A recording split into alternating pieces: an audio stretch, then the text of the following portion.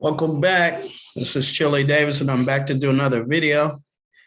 This video is a quick idea about what real estate investing is and what the difference is between real estate investing and a real estate agent. I pulled up a website from Investopedia, and it shows what is the goal of real estate wholesaling. Investing in real estate is nothing like investing in stocks and bonds. With these two markets, stocks and bonds, you can dive right in with as little as $100. Just to talk about real estate wholesaling. In real estate wholesaling, a wholesaling contracts a home with a seller and then finds a interested party to buy it. The wholesaler contracts the home with a buyer at a higher price than the selling price and keeps the difference as a profit.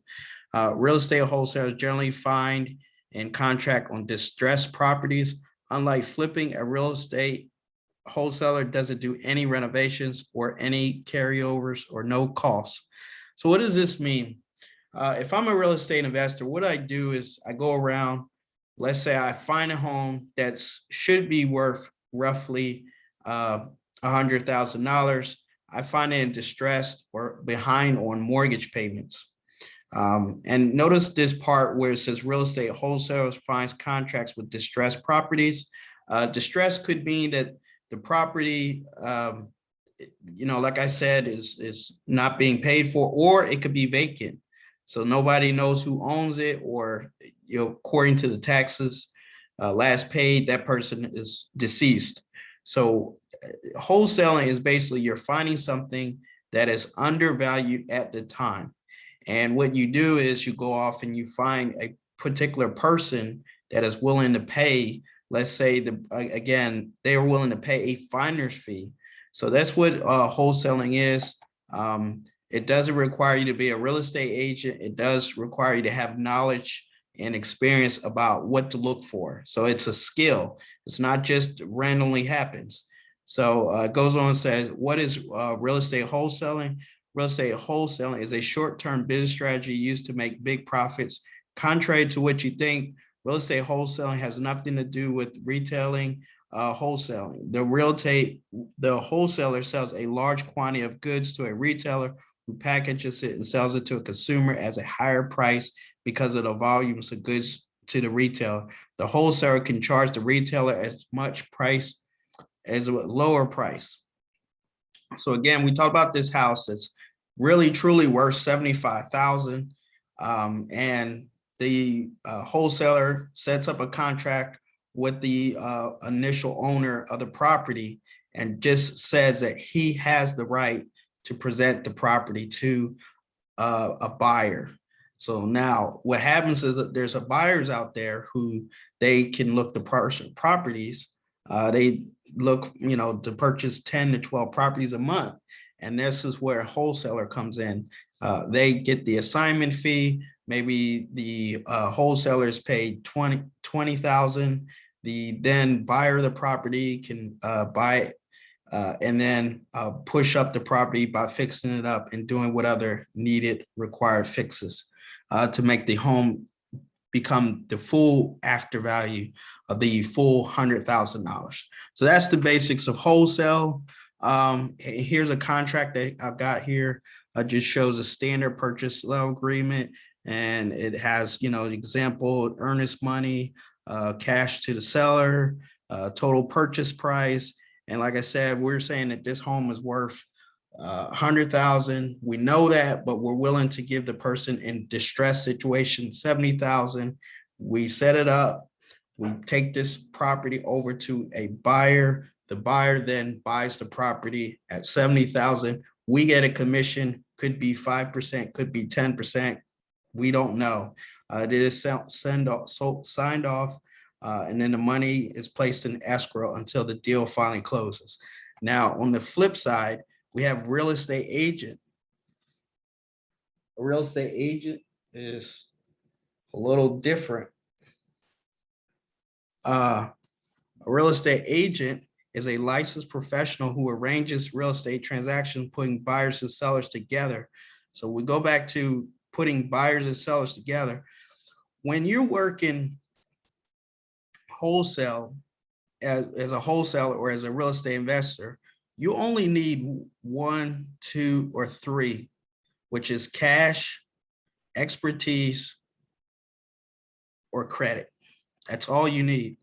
And the reason why, as a real estate investor, all you need is because you're just presenting an opportunity, a business opportunity to a distressed homeowner, or, it could be, when I say distressed person, let's go back to this article.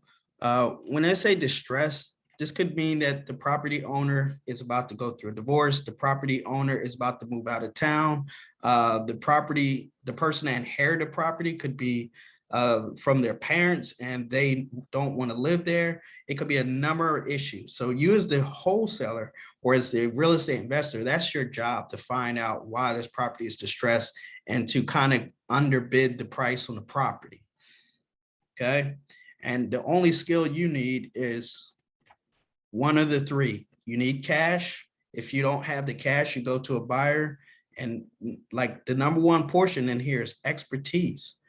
You need to know, to be able to look at the property. You need to be able to talk to the seller of the property, understand what their situation is, why is the property in distress. And then the last is credit. So you could do it directly yourself, be buying a home, or you could be using your own cash. It just depends.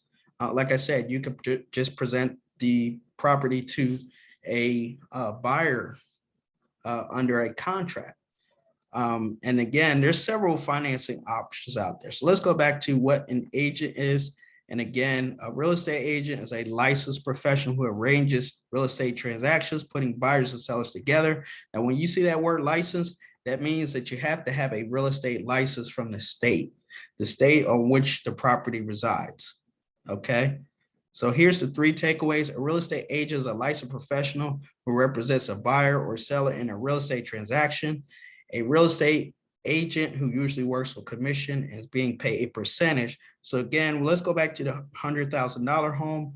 That real estate agent gets a 3% commission of $100,000.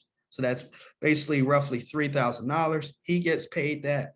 The property gets transferred from the seller to the buyer, and voila. In most states, a real estate agent must work through a real estate broker firm or a fellow professional with more experience in a specialized license.